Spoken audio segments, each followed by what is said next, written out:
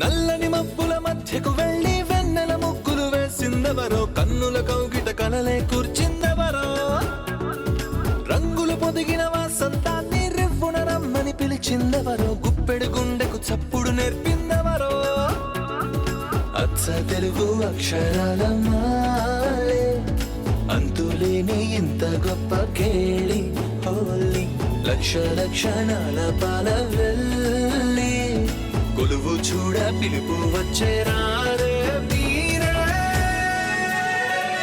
నింగికి నేలకు మధ్యన జరిగే వైభోగాన్ని చూతము రండి, సిరితో శ్రీహరి అడుగులు కూడా వేళ.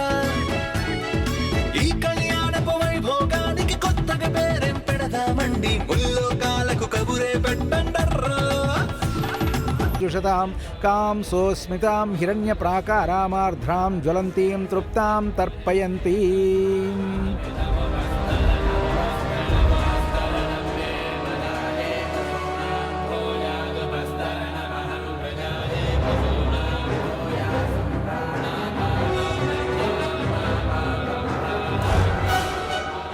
పరమేశ్వర, ఈ రకంగా అయినా మా ఇంటి శాపాన్ని నువ్వు తొలగిస్తే అంతే చాలు స్వామి. ఏంటి బామ్మ? మన వంశానికి మంచి రోజులు రాబోతున్నాయి అనిపిస్తోంది. బావ కూడా ఇలా బెండవుతాడని నేను ఊహించలేదమ్మా. మీ అమ్మ లాంటి ఆడాలుంటే ఏ మగాడికైనా ఈ తిప్పలు తప్పు అమ్మా. ఎక్కువ మాట్లాడవంటే వాడు చంటి ప్రదక్షిణ చేస్తున్నాడు. మీతో శూలదండను వేయిస్తాను. సోలదండనంటే పెద్ద దీపపు కుంది ఉంటుంది కదా, దాని మీద కూర్చోబెడతా. అంత దండ నాకెందుకులే. ఏంటక్క, వీడికి నిజంగా పుణ్యం కట్టుబెడుతున్నావా? పూజ పూర్తయ్యేలా ఉంది. ఏం ప్లాన్ చేసావు? ప్రదక్షిణ పూర్తయితే పూజ పూర్తయినట్టు కాదురా. ఏం జరగబోతుందో జస్ట్ వాచ్. బ్రహ్మార్పణమస్తు. బాబు, ఇప్పటిదాకా అపసవ్యంగా ప్రదక్షిణలు చేశాం, ఇప్పుడు సవ్యంగా ప్రదక్షిణలు చేద్దాం.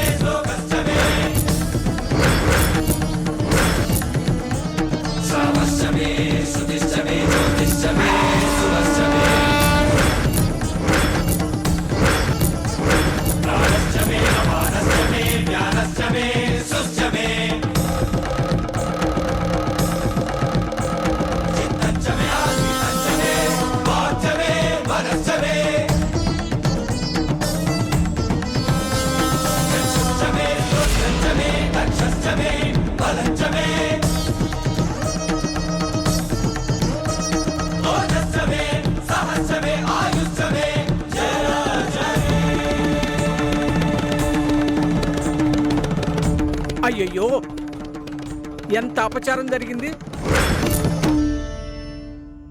శివుణ్ణి అభిషేకించే పంచామృతాన్ని నేలపాలు చేశావు కదయ్యా. ఇది మహా అపచారం, ఘోర పాతకం.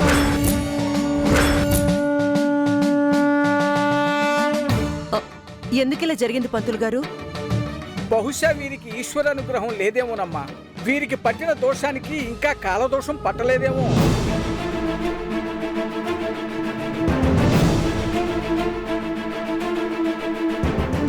అంటే ఏంటి పంతులు గారు, ఈ పెళ్లి జరగదా?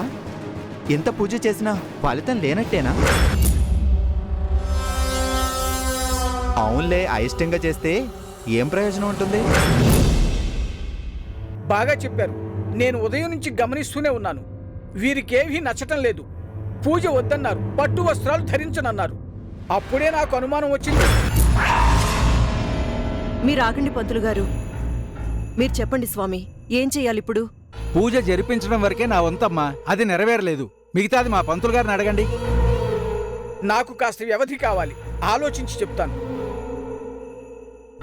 అలాగే.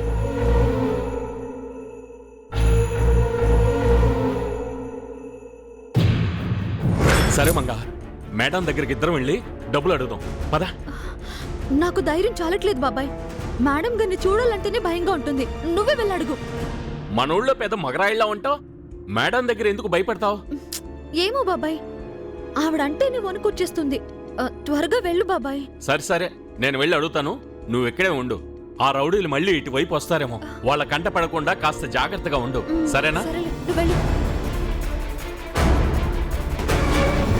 మార్నింగ్ నుంచి జైగాడికి ట్విస్టుల మీద ట్విస్టులు భలే ఇస్తున్నావక్క. వాడు నష్టజాతకుడని వాడి మీద వాడికే అనుమానం జాలి కలిగేలా చేసావు. అప్పుడే ఏమైంది రిషి? అసలు కథ ముందుంది. కాసేపట్లో వాడి జాతకం మొత్తం బయట పెడతాను. నిత్య వాణ్ణి చీకొట్టేలా చేస్తాను. పరిచయ వేదికే ఈ సీక్వెన్స్కి క్లైమాక్స్.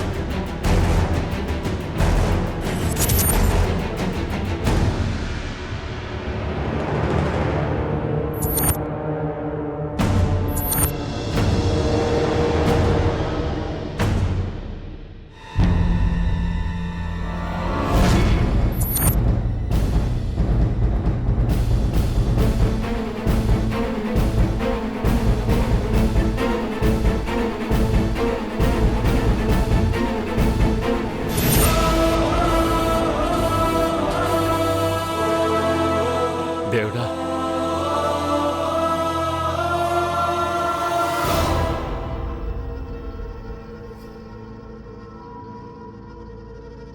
నమస్తే మేడం. నువ్వేంటి ఇక్కడికొచ్చావు? సార్ రమ్మన్నారు. ఎందుకు రిషి? నేనెప్పుడు చెప్పానురా? ఫోన్లో చెప్పారు కదా సార్. రే, నేనేదో తమాషాగా అంటే నిజంగానే వచ్చేసావా? తమాషా ఏంటి సార్? సరే, ఎందుకు వచ్చావు చెప్పు. మన ఇంట్లో పనిచేసే మంగా వాళ్ళ అమ్మకి ఒంట్లో బాగాలేదు మేడం, గుండె జబ్బు. హాస్పిటల్ అడ్మిట్ చేశారు. డబ్బులు ఇస్తేనే ఆపరేషన్ చేస్తారట. 10 లక్షలు కావాలి మేడం, మీరు ఇస్తే. ఏంటి 10 లక్షలు కావాలా? ఎంత ధైర్యం రా నీకు? పనిలో చేరి 5 రోజులైనా కాలేదు, ఇంకా 25 రోజులు పని చేస్తే గాని నెల అవదు. అప్పుడు కూడా మీ ఇద్దరికి కలిపిచ్చేది 10,000. అలాంటిది 2-3 కాదు, ఏకంగా 10 లక్షలు అడుగుతావా? 2-3 వేలు అయితే పని కట్టుకొని ఇంత దూరం ఎందుకు వస్తాం సార్? పెద్ద మొత్తం కాబట్టే మీరే పెద్ద దిక్కు అనుకొని మీ దగ్గరికి వచ్చాం. ఏయ్, మేము మీకు పెద్ద దిక్కేంటి? నేనేమైనా దిక్కులేని వాళ్ళని ఆదుకోవడానికి ట్రస్ట్ నడుపుతున్నాను అనుకున్నావా? వెళ్ళు. అలా అనకండి మేడం, మిమ్మల్నే నమ్ముకొని వచ్చాం. మీరు కాదంటే మాకు వేరే దారి లేదు. అవతల మంగా వాళ్ళ అమ్మ చావు బతుకులో ఉంది మేడం. మేమిక్కడ టెన్షన్లో ఉన్నాం, విసిగించకుండా వెళ్ళు. ప్లీజ్ మేడం, మంగ కూడా వచ్చింది మేడం, ఇక్కడే ఉంది మేడం, పిలవమంటారా మేడం? రేయ్, చెప్తుంటే అర్థం కావట్లేదా నీకు? నిన్నే వెళ్ళమంటుంటే మళ్ళీ దాన్ని పిలుస్తానంటావేంటి? ఎక్కడికి పడితే అక్కడికొచ్చి డబ్బులు కావాలనంటే ఎక్కడి నుంచి వస్తాయి? దయచేసి డబ్బులు ఏమని చెప్పకండి మేడం, కావాలంటే మీ కాళ్ళు పట్టుకుంటాను మేడం. మంగ వాళ్ళ అమ్మను బతికించండి, జీవితాంతం బానిసల్లా మీకు ఊడిగం చేస్తాం. మీ కాళ్ళు పట్టుకుంటారు, కాపాడండి మేడం. రిషి, ఏంటి చూడు. షిట్. మేడం లే లే, మళ్ళీ కనిపించావంటే ఉన్న ఉద్యోగం కూడా ఊడుతా. మా అక్కకు వచ్చిన కోపానికి నేను చంపనైనా చంపుతుంది.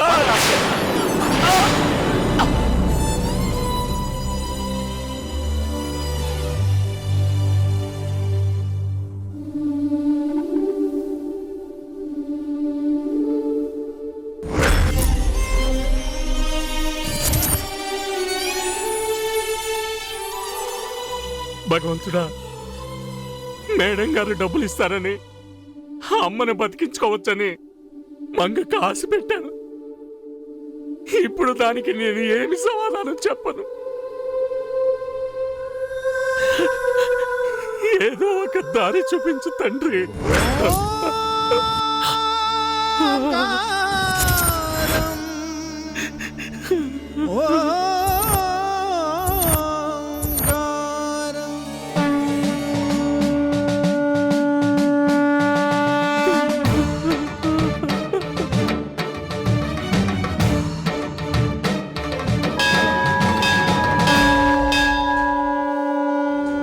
జరుగుతున్నది జగన్నాటకం, జరుగుతున్నది జగన్నాటకం.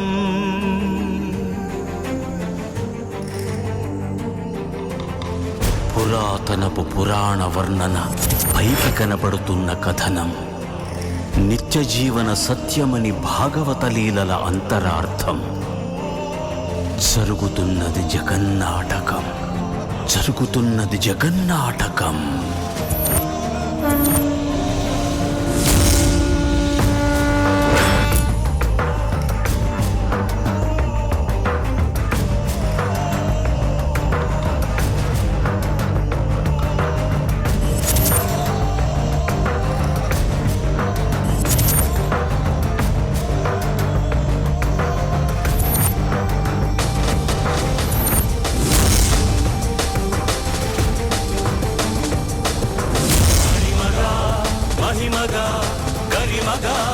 లఘిమగా ప్రాప్తిగా ప్రాగామ్యవర్తిగా ఈశత్వముగా వశిత్వముగా. మంగ ఇద్దర్లా కనిపిస్తుందేంటి? సిద్ధులు నీకు కన్పట్టగా స్వస్వరూపమే విశ్వరూపముగా. నా కళ్ళు నన్ను మోసం చేయట్లేదు కదా? ఈ ఊర్లో నాలాగా ఇంకెవరైనా ఉన్నారంటావా? ఎవరెవరో కనిపించి నన్ను పలకరిస్తున్నారు. నేనెవరో బాగా తెలిసినట్టు మాట్లాడుతున్నారు. అంటే మంగ చెప్పిందంతా నిజం అన్నమాట. మంగలా మరో మనిషి ఉంది. ఈ మనిషి ఎవరు? ఈ మనిషికి మంగను పలకరించిన వాళ్ళకి సంబంధం ఏంటి?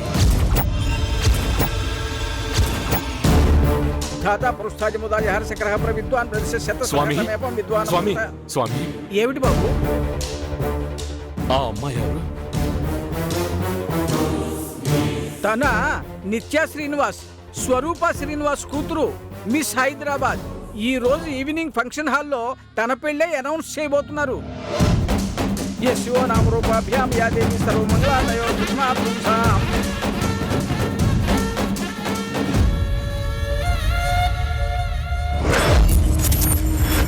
మేడం గారి కూతురా? అంటే మంగ చెప్పిన దేవీపురం పెళ్లి కొడుకు చేసుకోబోయే పెళ్లి కూతురు. అందుకే అటువాళ్ళు ఇటువాళ్ళు మంగను మేడం గారు అమ్మాయే అనుకున్నారు. అనుమానమే లేదు. అదే మొహం, అదే ఎత్తు, అదే పర్సనాలిటీ. అచ్చు గుద్దినట్టు ముమ్మూర్తులా ఇద్దరూ ఒకేలా ఉన్నారు. గెటప్ ఒక్కటే తేడా. నిత్య, ఏంటి నాకంటే ముందు వచ్చేసావా? ఎందుకే అక్కెక్కడా? ఎవరెవరో కనిపించి నన్ను పలకరిస్తున్నారు. మేడం గారికి అమ్మాయి అంటే ప్రాణం. తనేమడిగినా కాదందు. అమ్మాయి గారిలా మంగుంది. అమ్మాయి గారి వేషంలో మంగ మేడం గారిని డబ్బులు అడిగితే మారు మాట్లాడకుండా 10 లక్షలు కాదు 10 కోట్లైనా ఇస్తుంది. మంగ వాళ్ళ అమ్మకి ఆపరేషన్ జరిగి బ్రతికి బయటపడుతుంది. అయ్యా స్వామి, సరైన దారే చూపించాం.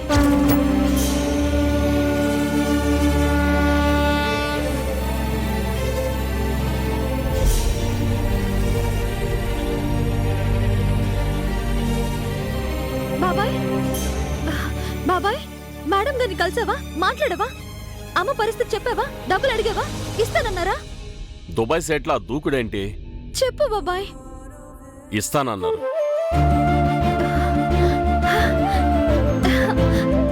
నిజంగా? నీతో అబద్ధం ఎందుకు చెప్తాను మంగ, నిజంగా డబ్బులు ఇస్తా అన్నారు. మేడం గారు ఎంత మంచోళ్ళో బాబాయ్. ఎంతైనా పెద్దోళ్ళే. పెద్ద మనసుంటుంది వాళ్లకు. అడగ్గానే అన్ని డబ్బులు ఇస్తానన్నారంటే మేడం గారు దేవతతో సమానం కదా బాబాయ్? పద బాబాయ్. ఎక్కడికి? మేడం గారి దగ్గర డబ్బులు తీసుకుని హైదరాబాద్ వెళ్ళిపోదాం. అక్కడ అమ్మ ఒక్కతే ఉంది. డబ్బులు ఇప్పుడు ఇవ్వట్లేదు. అదేంటి మళ్ళీ? అంటే మేడం గారు మంచి హడావిడిగా ఉన్నారు, ఏదో పూజ ఉందట. మరెలా బాబాయ్? ఈ ఊళ్ళోనే సాయంత్రం ఫంక్షన్ ఉందంట. ఆ ఫంక్షన్ లో మేడం గారు అమ్మాయిని, కాబోయే అల్లుడు గారిని బంధువులకి స్నేహితులకి పరిచయం చేస్తున్నారట. మనం సాయంత్రం వరకు ఆగి ఆ ఫంక్షన్కి వెళ్దాం. ఏంటి బాబాయ్, ఫంక్షన్ లో విందులు చేసుకునే పరిస్థితుల్లో ఉన్నామా మనం? అమ్మ ఏ స్థితిలో ఉందో తెలిసి కూడా. చెప్పేది పూర్తిగా వినుమంగా. ఆ ఫంక్షన్ లో మేడం గారు మనకి డబ్బులు ఇస్తానన్నారు. అప్పటిదాకా మనం ఎదురు చూడక తప్పదు. ఆ ఇచ్చేదేదో ఇప్పుడే ఇచ్చుంటే బాగుండేది కదా. అవును, నువ్వు తన కూతురువే, తను మీ అమ్మ. అడగ్గానే ఇస్తుందా ఏంటి? అది కాదు మంగా. ఇప్పటికిప్పుడు 10 లక్షలు ఇవ్వాలంటే వాళ్ళు కూడా వెంట తెచ్చుకొని ఉండరు కదా. సాయంత్రానికి ఎలాగలా అరేంజ్ చేసిస్తారు. సరే బాబాయ్, డబ్బులు ఇవ్వగానే ఆలస్యం చేయకుండా వెళ్ళిపోవాలి. అలాగే కానీ ఫంక్షన్ లో నువ్వు ఇలా రావడం బాగున్నది మంగా.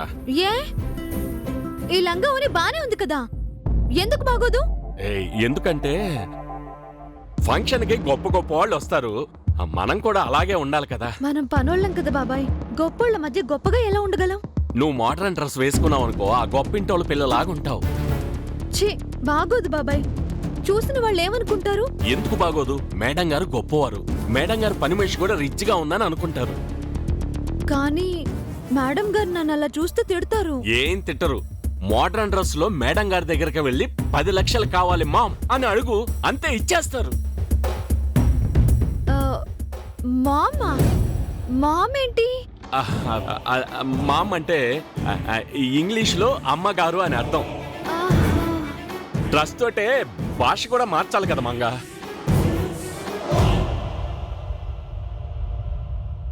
ఏంటో బాబాయ్, ఏదేదో చెప్తున్నావు.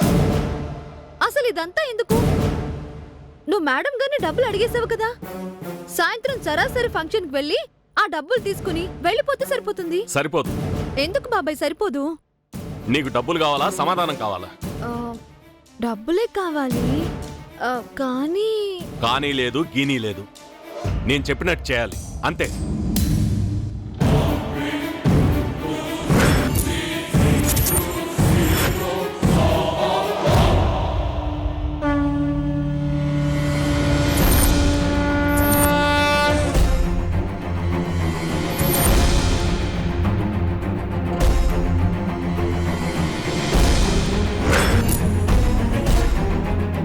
సరే బాబాయ్, మరి డ్రెస్సు కొన్నాం. ఎక్కడా? అది కూడా తెలీదా? బట్టల కొట్టులో. అసలే ఈ చీరాల బట్టలకి ఫేమస్. పిచ్చెక్కిచ్చేద్దాం పదా, రామంగా రా.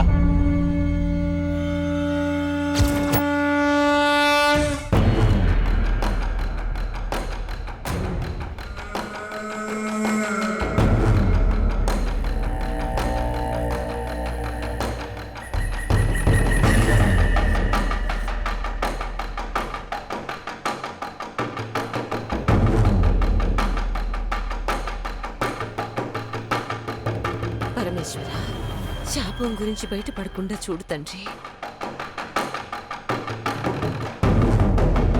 స్వామి, జాతకాలు కలిసేలా చూడు. జాతకాలు దరిద్రంగా ఉన్నాయని చెప్పాలి దేవుడా.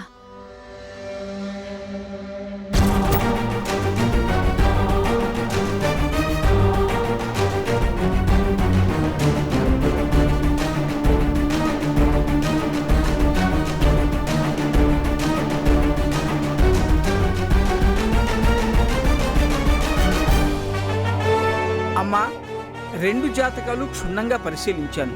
ఉన్నది ఉన్నట్టుగా చెప్పమంటారా, లేక ఎలాగైనా వారి వివాహం జరగాలని అబద్ధం చెప్పమంటారా?